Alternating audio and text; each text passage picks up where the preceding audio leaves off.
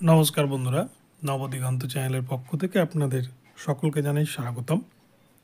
তো বন্ধুরা, আজকে সুপ্রিম কোর্টে একটি ভীষণ গুরুত্বপূর্ণ আপডেট আমি আপনাদেরকে শেয়ার করতে চলেছি। এখন আপনারা যার জন্য হয়তো অধীর আগ্রহে বসে রয়েছেন যে আজকে সুপ্রিম কোর্টে 3929 মামলায় কি হলো, আপনারা হয়তো অনেকে এতক্ষণে সোশ্যাল মিডিয়ার মাধ্যমে জেনেও গিয়েছেন, কিন্তু আমি আপনাদেরকে এই ভিডিওর মাধ্যমে এমন কিছু অজানা তথ্য জানাবো যেগুলো হয়তো আপনারা অনেকেই জানতেন না বা জানেন না। এই 3929 মামলা নিয়ে প্রকৃত অর্থে কি ঘটেছে এবং প্রাথমিক শিক্ষা পর্ষদের তরফ থেকে কি বক্তব্য রাখা হয়েছে 3929 মামলা নিয়ে, এবং এই 3929-এর মামলার প্রভাব 9533-এর প্যানেলে কতটা প্রভাব পড়তে পারে, বিস্তারিত কিন্তু আমি এই ভিডিওর মাধ্যমে আপনাদেরকে আলোচনা করব। তো আপনারা সম্পূর্ণ ভিডিওটি স্কিপ না করে প্রথম থেকে শেষ পর্যন্ত দেখতে থাকুন। এই ভিডিওর মাধ্যমে আপনারা অনেক অজানা তথ্য পেয়ে যাবেন। তবে তার আগে বলে রাখি, যারা প্রথমবার আমার চ্যানেলে এসেছেন আপনারা কিন্তু অবশ্যই আমার চ্যানেলটিকে সাবস্ক্রাইব করে অল নোটিফিকেশান অন করে রাখবেন, কেননা এ ধরনের আপডেট আপনারা কিন্তু একমাত্র নবদিগন্ত চ্যানেল থেকেই পেয়ে যাবেন। তো চলুন বন্ধুরা, আমরা এবার আজকের এই আপডেটটি প্রথম থেকে শেষ পর্যন্ত বিস্তারিত পাই টু পাই জেনে নিই। বন্ধুরা, আজকে 3929 মামলা সুপ্রিম কোর্টে উঠেছিল, যেটা 52 নম্বর সিরিয়ালে কিন্তু ছিল, এবং প্রথম অর্ধেই কিন্তু এই 3929 মামলা উঠেছিল, এবং এই মামলাতে আজকে একটি গুরুত্বপূর্ণ দিক উঠে এসেছে। এবং এই মামলার আগামী 21 তারিখে অর্থাৎ 21/2/2024 তারিখে কিন্তু অর্থাৎ 15 দিন পরে এই মামলার ফাইনাল জাজমেন্ট হতে চলেছে। আজকে বিচারপতি অনিরুদ্ধ বোস এই কথা কিন্তু বলে দিয়েছেন। তো এই মামলার মাধ্যমে আজকে কোন কোন বিষয় উপস্থাপন করা হয়েছিল এবং কোন কোন বিষয়ে উঠে এসেছে, এটাই কিন্তু সবথেকে বড় প্রশ্ন। দেখুন বন্ধুরা, 9533-এর যে প্যানেল, এই প্যানেল কিন্তু প্রাথমিক শিক্ষা পর্ষদ প্রকাশ করেছে, কিন্তু প্রাথমিক শিক্ষা পর্ষদের চেয়ারম্যান গৌতম পাল মহাশয় উনি প্রথম থেকেই বলে আসছেন যে 16,500 রিক্রুটমেন্টের যে নন জয়েনিং সিট, যেটা 3929 আরটিআই ভ্যাকান্সি, এই 3929 সিট আমরা ক্যারি ফরওয়ার্ড করে দিয়েছি। প্রথম থেকেই কিন্তু একই কথা বলে আসছে, এবং কলকাতা হাইকোর্টে সিঙ্গেল বেঞ্চেও এই কথা খারিজ করে দেওয়া হয় এবং 3929-এ পিটিশনাররা জয়ী হয়। কলকাতা হাইকোর্টের ডিভিশন বেঞ্চেও কিন্তু পর্ষদের এই আবেদন খারিজ করে দেওয়া হয় এবং পিটিশনাররা জয়ী হয়। এবং অবশেষে কিন্তু এখন শেষ পর্যন্ত সুপ্রিম কোর্টের পালা, এবং সুপ্রিম কোর্টেও কিন্তু এই ধরনের বক্তব্য পর্ষদকে আমরা বিভিন্নভাবে বলতে শুনেছি। এবং এই কথাটাই কিন্তু 2017-র যারা টেট ক্যান্ডিডেট আছেন তাদের মাথায় বিশেষ করে ঢুকে গিয়েছে, এবং যারা প্যানেলে প্যানেলড হয়েছেন 9533-এর প্যানেলে, এখানে কিন্তু বেশিরভাগ 2017-র টেট পাসের ক্যান্ডিডেটরাই চাকরি পেয়েছেন, এবং তার সাথে 2014 টেট পাসের ক্যান্ডিডেটরাও কিন্তু চাকরি পেয়েছেন। এবং এই প্যানেলে যাতে কোনো রকম কোনো স্টে অর্ডার না হয় এই আশঙ্কাই করছিলেন 2017 সালের টেট পরীক্ষার্থীরা, কেননা যেহেতু প্রাথমিক শিক্ষা পর্ষদ মৌখিকভাবে প্রথম থেকেই বলে আসছে যে এই সিট ক্যারি ফরওয়ার্ড করে দিয়েছে, তাই কিন্তু একদল টেট প্রার্থীদের ভয় ছিল যে যদি পিটিশনারদের উকিল অর্থাৎ যারা মেন পিটিশনার এই আরটিআই মামলা 3929 আলী হোসেন মন্ডল অ্যান্ড আদার্স, এদের উকিল পাটোয়ালিয়া স্যার 9533-এর যে প্যানেল প্রকাশ হয়েছে এখানে স্টে চাইবে নাকি, এই বিষয়টাই কিন্তু সবথেকে বড় কাজ করছিল। কিন্তু আদতে দেখা যায় 9533-এর যে প্যানেল প্রকাশ হয়েছে এখানটাই কিন্তু 3929-এর সাথে কোনো মিল নেই। আমি কিন্তু আপনাদেরকে 3929 নিয়ে যতগুলো পূর্বে ভিডিও দিয়েছি, আপনারা যদি আগের ভিডিওগুলি দেখেন আপনারা নিশ্চয়ই জানেন, আমি বারংবার বলেছি এটা কিন্তু 16,500 রিক্রুটমেন্টের নোটিফিকেশান, এটা আলাদা নোটিফিকেশান,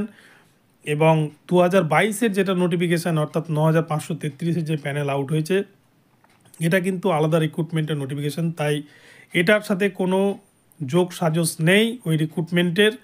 এবং এই সিট কিন্তু অক্ষত অবস্থাতেই রয়েছে, সিট ক্যারি ফরওয়ার্ড করতে পারবে না পর্ষদ, কেননা পর্ষদ কিন্তু তাদের নোটিফিকেশনে কোথাও উল্লেখ করেনি যে 3929 সিট অ্যাড করে 11,758 সিট যোগ করা হয়েছে বা 9,533 প্যানেল প্রকাশ করা হয়েছে।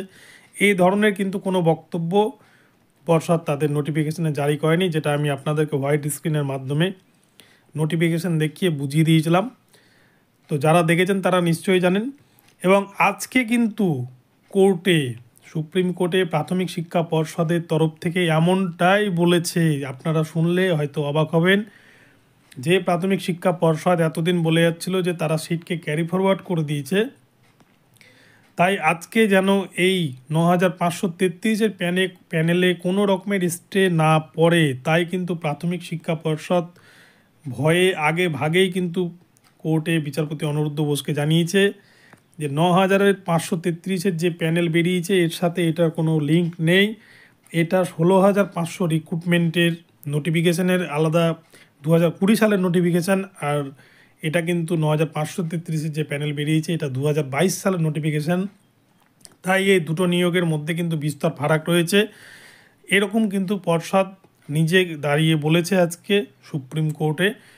এবং পিটিশনারদের উকিল অর্থাৎ আলী হোসেন মণ্ডল ভার্সেস আদার্সের যে উকিল ছিল পাটোয়ালি আসিয়ার, একজন সিনিয়র অ্যাডভোকেট, তিনি কিন্তু কোনো রকম স্টে আবেদন করেননি এই প্যানেলের ওপর। অর্থাৎ ৯,৫৩৩ যে প্যানেলে নিয়োগ হচ্ছে, কাউন্সেলিং যার শুরু হতে চলেছে আগামীকাল থেকে, এই প্যানেলের ওপর কিন্তু কোনো রকমের স্টে অর্ডার দাবি করেননি।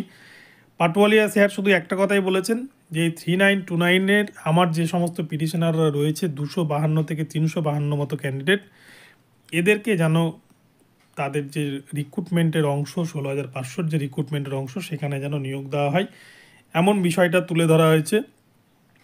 এবং এতদিন ধরে কিন্তু যতগুলো সুপ্রিম কোর্টে মামলা হয়েছে এই সমস্ত মামলাগুলো কিন্তু আজকে সমস্ত কিছু ট্যাগ হয়েছে।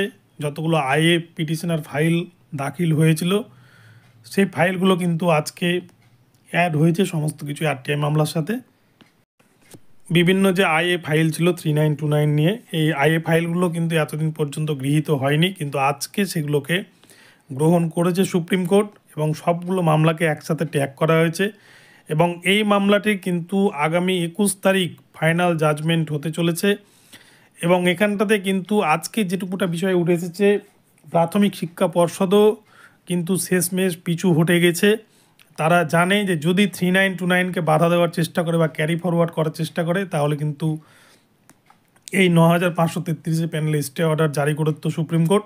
তাই তারা নিজে থেকেই কিন্তু বলেছে এটা আলাদা নোটিফিকেশান, ওটা রিক্রুটমেন্টের সাথে এই রিক্রুটমেন্টের কোনো মিল নেই। মানে এক কথায় কিন্তু সিট ক্যারি ফরওয়ার্ড হয়নি, এ কথা পর্ষদ আজকে নিজে সুপ্রিম কোর্টে জানিয়েছে, যেটা আমি বারংবার আপনাদের বলে এসেছি। এবং 3929-এ কিন্তু বিএড, এনআইওএস, রেগুলার ডিএলএড সকলেই পাবে পর্ষদের কথা অনুযায়ী, যেহেতু 16,500 রিক্রুটমেন্ট যে নোটিফিকেশানে বা যে নিয়মে নিয়োগ হয়েছে সেই নিয়মেই কিন্তু এই 3929 নিয়োগ হতে চলেছে। এটাই আজকে কিন্তু জাজমেন্টের ফলাফল।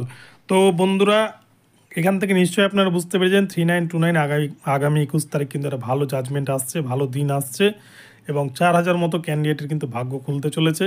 তো বন্ধুরা, এখন আপডেটটি এখানেই রইল। আর আরও একটি বিষয় বলে রাখি, আমি প্রথম থেকেই বলে আসছি এই রিক্রুটমেন্টের অধিকার কিন্তু একমাত্র যারা এই 16,500 নোটিফিকেশানে ইন্টারভিউ দিয়েছিলেন শুধুমাত্র কিন্তু তারাই এই রিক্রুটমেন্টের অংশীদার।